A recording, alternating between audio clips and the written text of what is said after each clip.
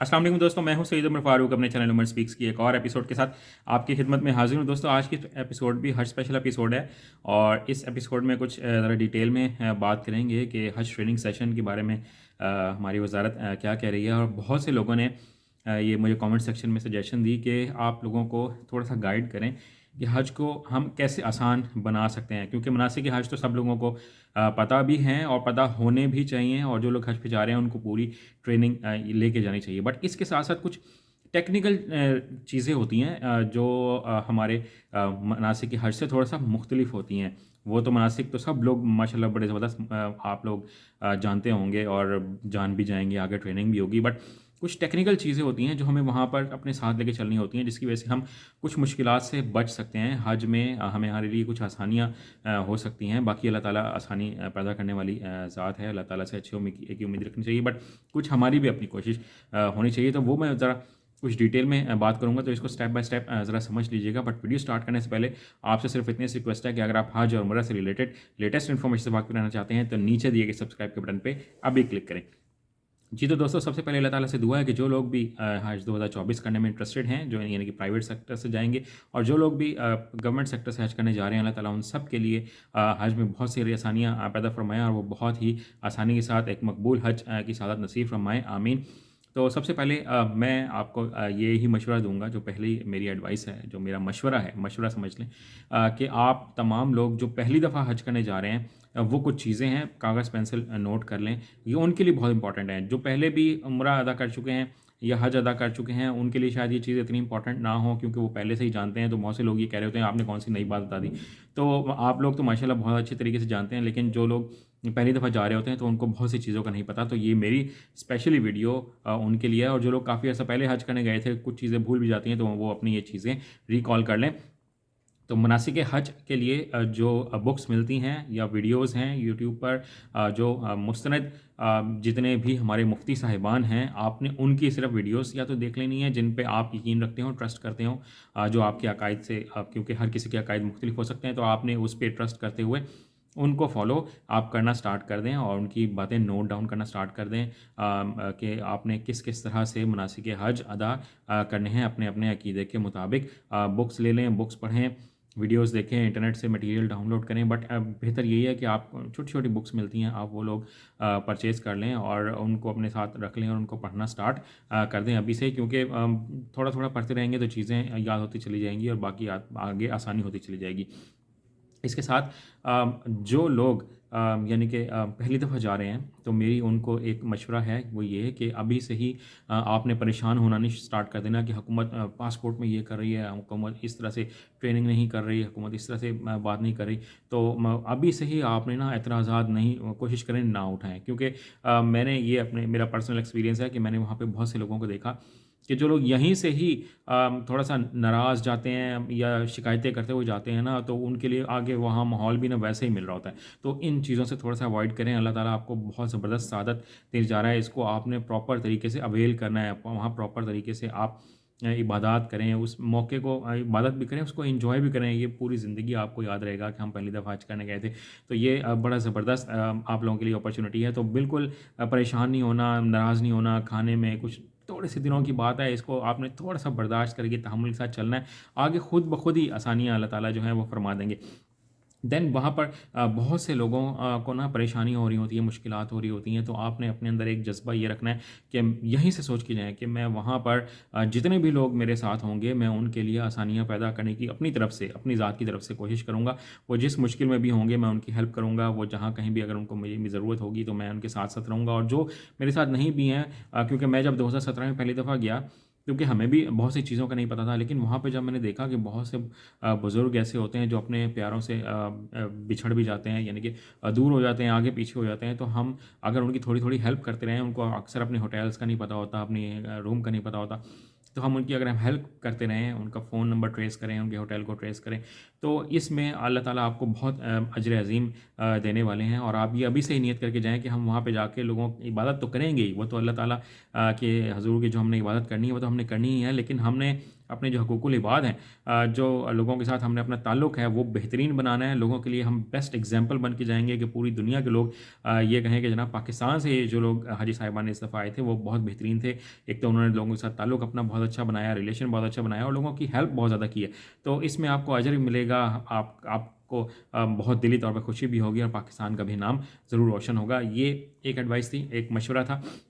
इसके साथ साथ अब वो लोग जो टेक्निकली मैं बात करने जा रहा हूँ, एक और उसके साथ साथ एक और भी मैं बात शेयर कर दूँ टेक्निकल बातों से पहले कि जो ट्रेनिंग सेशन है गवर्नमेंट ने ये अनाउंस कर दिया है कि आप बिल्कुल तैयार रहें। आप बहुत जल्द इंशाल्लाह चंद दिनों के अंदर अंदर ही वो अब ट्रेनिंग सेशन का आगाज़ करने जा रहे हैं। अभी गवर्नमेंट ने डेट नहीं बताई, अपने फेसबुक पेज पे भी उन्होंने शेयर किया, ट्विटर पे भी शेयर किया, बट अभी डेट नहीं बताई कि हम कब से ये ट्रेनिंग सेशन का आगाज़ करने जा रहे हैं। बट आप अपनी तैयारी कर लें और जैसे ही ट्रेनिंग सेशन का आगाज़ होगा, जो उसकी डिटेल्स होंगी, जो लिंक होगा वो मैं वीडियो में शेयर कर दूंगा। आप वहाँ से जाके अपना डिटेल्स जान सकते हैं कि आपके इलाके में कहाँ कहाँ पे ट्रेनिंग सेशन हो रहे हैं। तो वैसे आपको मैसेज भी आएगा और जिन लोगों ने पाक हज ऐप जो है वो इंस्टॉल नहीं की वो इंस्टॉल कर लें, उसमें भी आपको मैसेजेस आने स्टार्ट हो जाएंगे।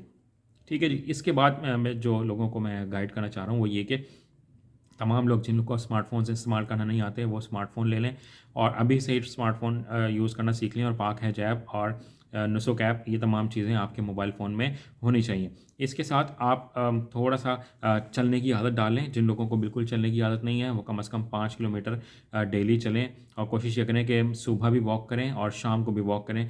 और फिर अभी तो क्योंकि सर्दी है, बहुत शदीद सर्दी पड़ रही है पूरे पाकिस्तान में, तो अभी आप ज़रा ठंडे फ़र्श पे ना कोशिश ये करनी है कि वहाँ पे, क्योंकि सऊदी अरब में जो फ़र्श होते हैं वो बहुत ज़्यादा ठंडे होते हैं हरम में, तो क्योंकि एसी उनका सिस्टम ऐसा इतना ज़बरदस्त है।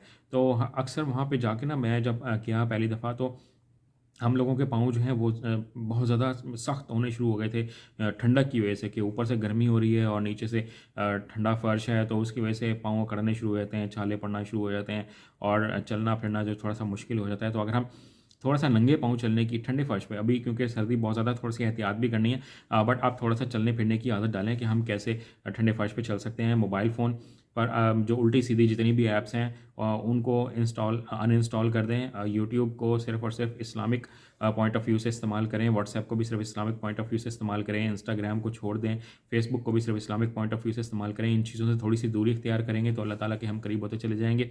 और जो नमाज़ें हैं वो अभी से ही पढ़ना स्टार्ट कर दें। जो लोग खुदा न खास्ता अगर नहीं पढ़ते हैं 5 वक्त की, तो वो कोशिश करें कि हज की तैयारी अभी से स्टार्ट कर दें। तिलावत ज़्यादा से ज़्यादा करने की कोशिश करें, क्योंकि वहाँ पर आपको ये आदत होनी चाहिए कि ज़्यादा से ज़्यादा आप तिलावत कर सकें। नवाफिल पढ़ने की आदत डालें जितने ज़्यादा हो सकें। ठीक है, तहज्जुद पढ़ने की जिन लोगों को नहीं, बहुत ही कम लोग पढ़ते हैं वैसे, उसकी भी थोड़ी सी आदत डाल लें। दिन और रात में जागने की थोड़ी सी आदत डाल लें, रोशनी में सोने की आदत डाल लें, क्योंकि बहुत ज़्यादा रोशनी में भी आपको हो सकता है सोना पड़ जाए कहीं ना कहीं। इसके साथ जो सादा घर की रोटी होती है उसके साथ साथ आप खमीरी रोटी या थोड़ी सी जो सख्त वाली रोटी होती है या नान होता है जो सख्त वाला थोड़ा सा, वो भी खाने की आदत डालें, क्योंकि वहाँ की जो गंदम है, जो वहाँ का आटा होता है वो मुख्तलिफ होता है, वो पाकिस्तान जैसी रोटी आपको नहीं मिलेगी। सालन जो हैं वो थोड़े से मुख्तलिफ़ तरीके के बनवा के, कम मिर्च मसाले वाले और कभी थोड़ा सा ज़्यादा मिर्च मसाले वाले, वो क्योंकि कहीं पर भी किसी भी तरह का खाना मिल सकता है, वो थोड़ी सी आदत डाल लें, वहाँ पे जाके आपको परेशानी ना हो।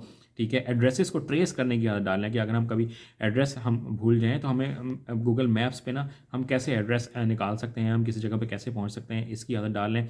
फिर किस किस जगह पर किस किस वक्त पे हमने कौन सी इबादत करनी है, ये तमाम चीज़ें आपको पता होना चाहिए। जो हम तवाफ़ कर रहे होते हैं उस दरमियान हमने कौन कौन सी दुआएं मांगनी है और आपके जहन में कौन कौन सी दुआएं जो आप मांगना चाहते हैं वो अभी से ही आप नोट डाउन कर लें।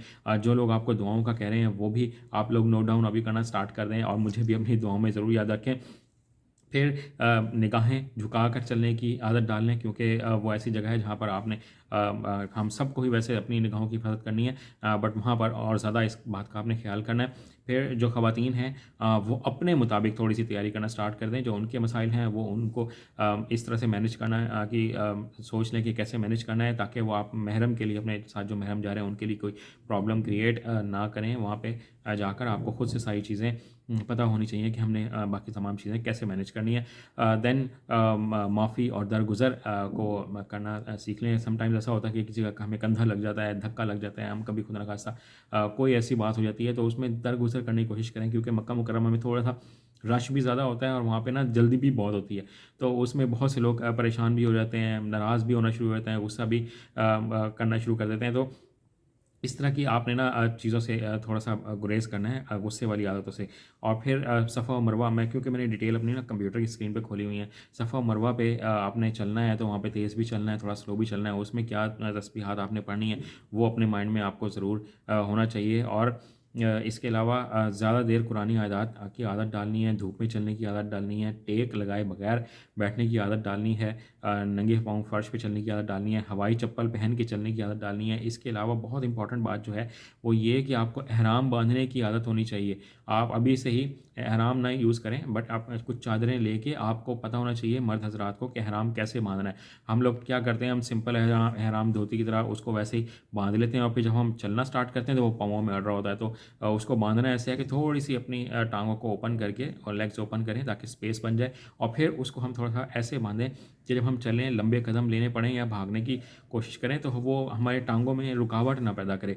इसके साथ जो लोग व्हील चेयर्स वहाँ पे लेके जाएंगे तो आपने कोशिश ये करनी है कि व्हील चेयर जो है वो किसी और के पाँवों के साथ ना टकराए। और फिर मिना में और बाकी मकतब वगैरह में बहुत ज़्यादा क्योंकि रश होता है, फिर वहाँ पे वॉशरूम्स भी होते हैं, तो रश भी ज़्यादा होता है। तो कोशिश ये करनी है जो यंगस्टर्स हैं या जिनको कोई प्रॉब्लम नहीं है, वो उन ख़वातीन को और उन मर्द हज़रात को, उन बुज़ुर्गों को पहले जाने का मौका दें जिनके साथ कोई ना कोई मेडिकल इशू है। तो इस बारे में मैं आपको आपको ये मशवरा दे रहा हूँ क्योंकि मेरा बहुत ज़्यादा एक्सपीरियंस है वहाँ पे।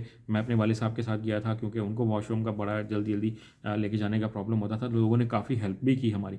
तो ये आपने अपने अंदर जज्बा लेके जाना है कि अगर कोई बुज़ुर्ग आ जाए जिनको एमरजेंसी में वॉशरूम जाना है, तो आपने इस तरह की चीज़ें जो हैं वो लोगों को आपने हेल्प प्रोवाइड करनी है। कई दफ़ा ऐसे होता है कि कुछ ख़वातीन जो हैं वो व्हील चेयर चला रही होती हैं अपने बुज़ुर्गों की, तो वो उनसे अक्सर चढ़ाई पे व्हील चेयर नहीं चढ़ रही होती। तो आपने कोशिश ये करना है कि सिर्फ एक हाथ लगाना होता है, व्हील चेयर को आगे से पकड़ें और उनकी हेल्प करके व्हील चेयर को चढ़ा के ले जाएँ जिस भी चढ़ाई पर जाना हो, तो उनकी बड़ी हेल्प हो जाएगी। और कई दफ़ा क्योंकि मैं भी अपने वालिद साहब की व्हील चेयर चला रहा था, मेरे भाई ने भी चलाई, तो हम कई दफ़ा ऐसा होता था कि हमसे भी इतने चढ़ाई ऐसी आ जाती थी कि व्हील चेयर नहीं चढ़ रही होती थी, तो लोग ऐसे आते थे और बिल्कुल व्हील चेयर को पुश करके ले जाते थे और उसके बाद एकदम गायब हो जाते थे। इतने रश में पता नहीं चलता था। हम शुक्रिया भी अदा नहीं कर पाते थे। अल्लाह ताला की तरफ से ऐसी ऐसी मदद आ जाती हैं जब हम मुश्किल में होते हैं। तो इन तमाम चीज़ों का आपने बहुत ख्याल रखना है, इससे आपका हज जो है वो बहुत आसान हो जाएगा, बाकी लोगों के लिए भी आसान हो जाएगा। और जब आप बाकी लोगों के लिए आसानी पैदा करेंगे तो अल्लाह ताला ऑब्वियसली आपके लिए भी आसानी पैदा करेंगे। कोई मज़ीद क्वेश्चन हो तो आप कमेंट सेक्शन में पूछ सकते हैं। अभी मुझे पता होगा तो मैं ज़रूर रिप्लाई करूँगा। प्राइवेट अभी टूर ऑपरेटर्स ने पैकेजेस फाइनल नहीं किए, तो अभी किसी को पैकेज ना दीजिएगा। तो आज की वीडियो में इतना ही कहना था। चैनल पर अगर नए हैं तो चैनल को सब्सक्राइब कर लीजिएगा। अपने घर वालों का बहुत ज़्यादा ख्याल रखिएगा। हज पर जाएँ तो मुझे अपनी दुआओं में याद रखिएगा। अल्लाह हाफ़िज़।